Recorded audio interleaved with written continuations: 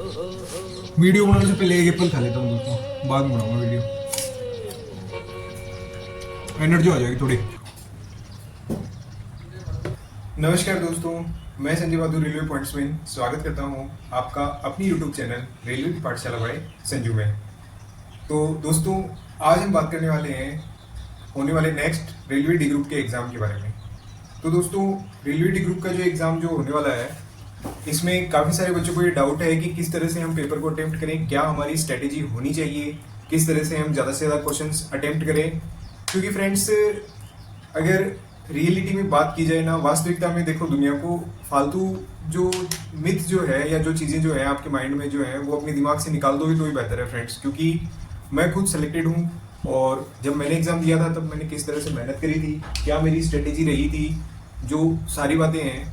तो ऐसा कुछ भी नहीं है कि आप इजीली सेलेक्ट हो जाओगे या कुछ हो जाओगे। दोस्तों, 32,000 के समथिंग पोस्ट हैं और जो एग्ज़ाम फॉर्म भरे गए हैं, आप उसकी संख्या अगर सुन लेंगे तो आप भुचक के रह जाएंगे दोस्तों। 1,08,22,000 के आसपास एग्ज़ाम फॉर्म जो भरे गए हैं और 32,000 के आसपास सिर्फ पोस्ट हैं। समझ रहे हो? समझ रहे हो आप? समझ रहे हो ना? कंपटीशन जो है वो एनटीपीसी ग्रेजुएट और एनटीपीसी अंडर ग्रेजुएट से भी बहुत ज़्यादा हाई रहने वाला है। तो कहीं आप ये सोच रहे हैं कि डी ग्रुप का एग्जाम है और इजी होगा, हम आसानी से निकाल लेंगे, तो ये दिमाग से निकाल देना बिल्कुल भी, क्योंकि इतना इजी नहीं होने वाला है दोस्तों जितना आप सोच रहे हैं। हाँ, घबराने की जरूरत नहीं है, आप लोग चिंता मत कीजिए, मैं आपके साथ हूँ। जहाँ तक पॉसिबल होगा या जैसी भी अवेलेबिलिटी होगी या जैसा भी मैं ड्यूटी के अलावा जो भी मुझे टाइम मिलेगा उसमें मैं आपकी हेल्प करने के लिए पूरी तरीके से तैयार हूँ। और मेरे पास व्हाट्सएप पे भी बच्चों के मैसेजेस आते रहते हैं बार बार, वो लोग मुझसे गाइडेंस लेते हैं और मैं उन्हें प्रॉपर गाइडेंस बता रहा हूँ। तो आज की इस वीडियो में मैं सिलेबस के रिगार्डिंग आपको टॉप 20 टॉपिक्स जो है उसके बारे में आपको बताऊंगा और किस तरह से सिलेबस के अंदर क्या क्या टॉपिक आपको कवर करनी चाहिए, ताकि 90 मिनट के अंदर आप पूरा पेपर सॉल्व कर पाएँ, पूरे के पूरे 100 क्वेश्चंस अटेम्प्ट कर पाएँ।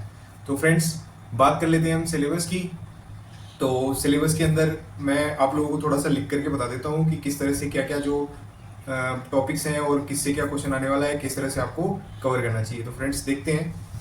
तो दोस्तों, बात की जाए अगर ग्रुप डी के सिलेबस की, तो ग्रुप डी के सिलेबस के अंदर हमको मेन 4 इंपॉर्टेंट टॉपिक जो है जहाँ से हमारे पास क्वेश्चन पूछे जाएंगे, तो वो 4 इंपॉर्टेंट टॉपिक हमको देखने को मिलने वाले हैं। तो सबसे पहले फ्रेंड्स जो है मैथ्स है, तो मैथ्स से जो 25 क्वेश्चंस जो है वो पूछे जाएंगे। रीजनिंग से फ्रेंड्स 30 क्वेश्चंस पूछे जाएंगे और साइंस से जो है वो 25 क्वेश्चन पूछे जाएंगे। And friends GK GS and current affair से जो है वो 20 क्वेश्चन पूछे जाएंगे।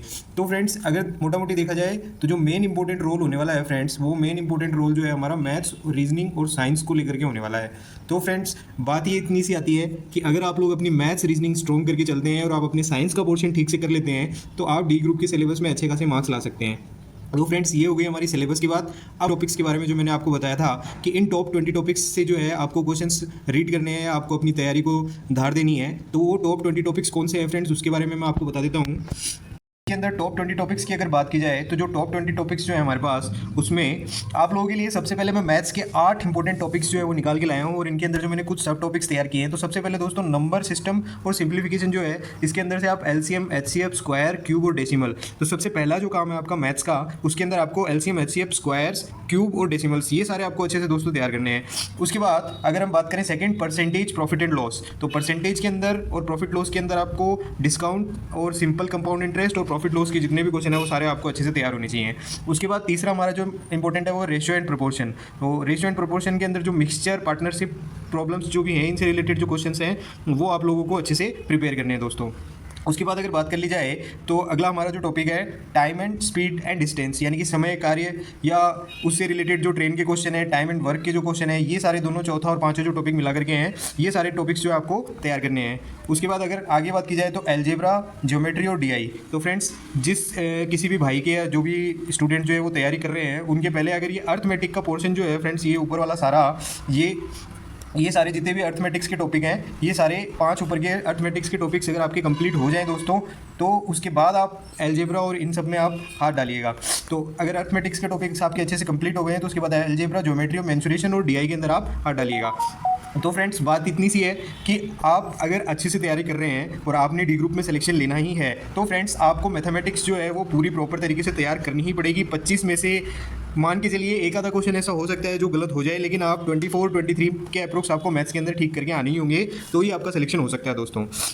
उसके बाद अगर हम बात करें आगे तो रीजनिंग और जीआई के अंदर आपको क्या करना है दोस्तों, तो रीजनिंग और जनरल इंटेलिजेंस के लिए देखो फ्रेंड्स, वैसे तो बात यह है कि इतना टफ कंपटीशन है और उसमें अगर आप रीजनिंग और मैथ से रिलेटेड कोई भी क्वेश्चन अगर आप गलत करके आते हैं तो उसके अंदर आपके सिलेक्शन के चांसेस जो होते हैं फ्रेंड्स वो बहुत कम हो जाते हैं। तो सीधी सी सिंपल सी लॉजिकल बात यही है कि आपको मैथ्स और रीजनिंग के तो आपको 100% एक्यूरेसी के साथ करेक्ट करके आने ही पड़ेंगे फ्रेंड्स। तो रीजनिंग के अंदर आपको क्या करना है, रीजनिंग के अंदर आपको analogy, classification, series and patterns, coding decoding, blood relation और सिलोग्स में और वेन डायग्राम, उसके बाद आपको रैंकिंग, ऑर्डर एंड अरेंजमेंट, उसके बाद मैथमेटिकल एंड लॉजिकल रीजनिंग यानी कि क्लॉक से रिलेटेड या इनइक्वलिटीज़ जो है वो आजकल आना बंद हो गई है, पर वैसे डी ग्रुप के एग्जाम में हो सकता है आ जाए। एनटीपीसी के एग्जाम में इनइक्वलिटीज़ के क्वेश्चन जो है वो नहीं आए थे, क्लॉक कैलेंडर के भी नहीं आए थे। तो उसके अलावा पजल और सिटिंग अरेंजमेंट का जो है ये आजकल फेमस पैटर्न चल रहा है दोस्तों। तो पजल और सिटिंग अरेंजमेंट के जो क्वेश्चन है वो आपको एग्जाम में जरूर देखने को मिलेंगे। उसके बाद कोडिंग डिकोडिंग के अंदर लेटर और नंबर जो कोड है उसके अंदर अभी आप पुराने वीडियोज़ देख लीजिएगा, या जो भी कुछ क्वेश्चन ऐसे हैं जो अलग टाइप्स की कोडिंग डिकोडिंग के जो आ रहे हैं तो वो मैं आपको करवा दूंगा आगे चल करके। जब भी मुझे टाइम लगेगा मैं उससे रिलेटेड वीडियो जो है वो आपको बना दूंगा, या और भी किसी टीचर की अगर वीडियो यूट्यूब पर है जो आप पहले से फॉलो कर रहे हैं तो आप नई वाली जो भी कोडिंग डिकोडिंग का जो पैटर्न आ रहा है या सीरीज़ का पैटर्न आ रहा है तो वो आप जरूर आपको तैयार करना है फ्रेंड्स। उसके बाद हम आगे चलते हैं, बात करते हैं हमारी जो थर्ड इंपॉर्टेंट जो मेन है साइंस। तो फ्रेंड्स बात ऐसी है कि साइंस जो है वो आपको, मैं सिंपल सी बात बता दूं, आपको 9th और आपको 10th, तो 9th और 10th की जो आपको आरबीएससी बोर्ड की जो बुक है या फिर आप सीबीएसई बोर्ड की जो बुक है वो आपको कंप्लीट करनी ही पड़ेगी साइंस के लिए फ्रेंड्स। आरबीएससी और सीबीएसई की 10th की जो भी बुक्स है वो आप कंप्लीट करें, उसके बाद आप साइंस के बारे में सोचें। तो उसके अंदर आपको basic physics, chemistry basis, biology और इन्वायरमेंटल स्टडीज़, तो वही टॉपिक्स जो हैं वो motion, force, energy, light, electricity, metal elements, compound, human body, plants, pollution, ये सब जो टॉपिक्स हैं ये आपको साइंस के अंदर तैयार करनी पड़ेंगे। साइंस जो है वो डी ग्रुप के अंदर बहुत ज़्यादा मैटर करती है फ्रेंड्स, और साइंस के अंदर अच्छे खासे लेवल के क्वेश्चन पूछे जाते हैं। 9th और 10th की बुक्स जो है आप अगर अच्छे से तैयार कर लेंगे तो आप साइंस में कहीं भी नहीं अटकेंगे, आपको एक भी क्वेश्चन ऐसा नहीं होगा जो आपको साइंस में नहीं आएगा। उसके बाद लास्ट आपको जनरल अवेयरनेस और करंट अफेयर्स। तो फ्रेंड्स ये आप सभी को पता ही है कि करंट अफेयर्स और जनरल अवेयरनेस के जो 20 क्वेश्चन आने वाले हैं, तो उसके लिए आप डेली जो भी नेशनल इंपॉर्टेंस के और उसके अलावा जो भी स्पोर्ट्स इवेंट्स हो रही हैं, उसके अलावा जो नेशनल पार्क्स वगैरह हैं या अवार्ड्स से रिलेटेड जो हैं वो जितने भी क्वेश्चन हैं वो सारे आपको अच्छे से प्रिपेयर करनी ही पड़ेंगे। करंट अफेयर्स के लिए आप डेली का न्यूज़पेपर जो अभी एनटीपीसी के एग्ज़ाम हुए हैं उसके लिए मैं आपको बता दूं फ्रेंड्स कि उस एग्ज़ाम के पैटर्न के अकॉर्डिंग अगर आप डेली जो है आप न्यूज़पेपर रीड कर रहे हैं तो आपके करंट अफेयर के क्वेश्चन गलत नहीं होने वाले हैं फ्रेंड्स, क्योंकि जो भी जितने भी करंट अफेयर के क्वेश्चन पूछे गए हैं उसके अंदर वो सिर्फ और सिर्फ डेली न्यूज़पेपर के अंदर से ही पूछे गए हैं। उसके बाद last but not the list मैं आपको कुछ प्रो टिप्स दे देता हूँ फ्रेंड्स। तो प्रो टिप्स क्या है मेरी, कि आपको क्या करना है, आपको अपना फोकस जो है वो सारा का सारा मैथमेटिक्स एंड रीजनिंग के ऊपर ही रखना है।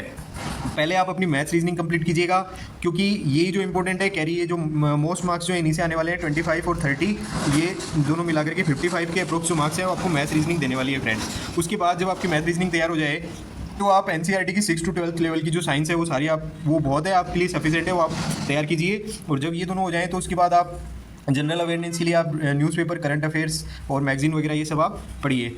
तो फ्रेंड्स ये सब कुछ जो सिलेबस से रिगार्डिंग या जो भी स्ट्रेटेजी है वो सब आपको फॉलो करनी है। उसके बाद मैं बता दूं आपको फ्रेंड्स, मैंने क्या किया था, मैंने बहुत सारे मेरे जो भाई लोग हैं वो ऐसे भी मेरे पास बात हुई है मेरी उनसे, या मैसेजेस जो आए हैं जो डी ग्रुप की तैयारी कर रहे हैं कि मैथ्स की और रीजनिंग की जो हमारी स्पीड इंक्रीज़ नहीं हो रही है। तो फ्रेंड्स उसके लिए आपको क्या करना है, उसके लिए आपको एक नोटबुक बना लेनी है, और नोटबुक के अंदर आपको डेली कम से कम भी 50 मल्टीप्लिकेशन और 50 आपको डिवाइड जो है उस मैथ्स के नोटबुक के अंदर आपको खुद से लिखने हैं और खुद से सॉल्व करने हैं।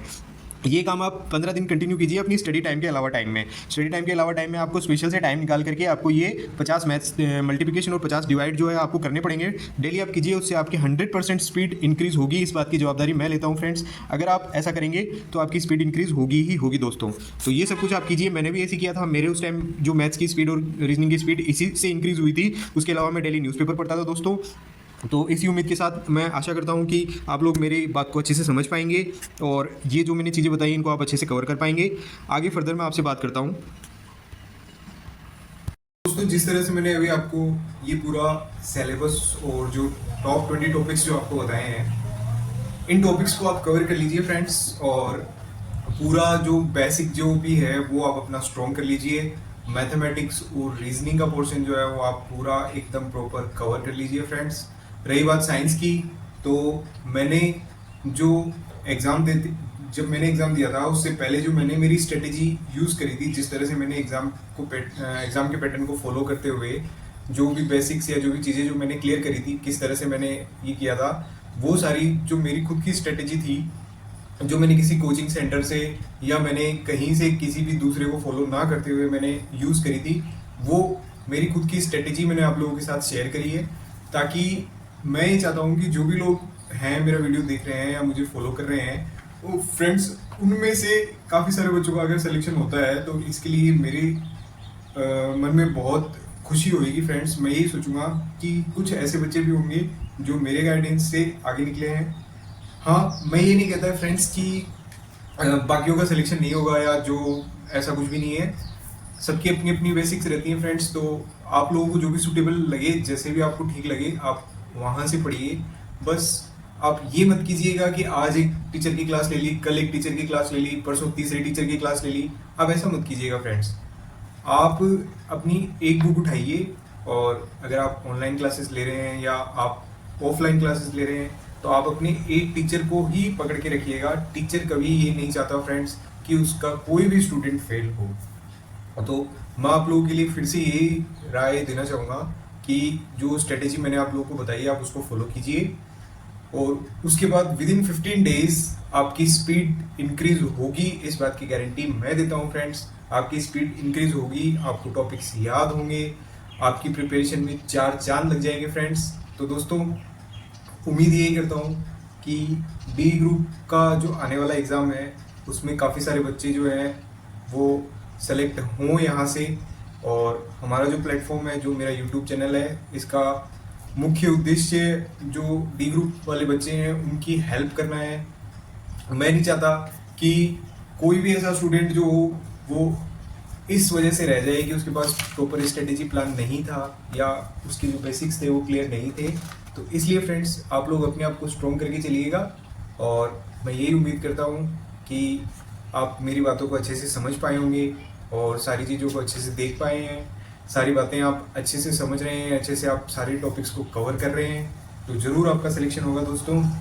इसी उम्मीद के साथ मैं आपका रेलवे साथी, आपका अपना बड़ा भाई कह दीजिएगा या मेंटोर कह दीजिएगा, गाइड मैं आप लोगों को करता रहूँगा टाइम पे।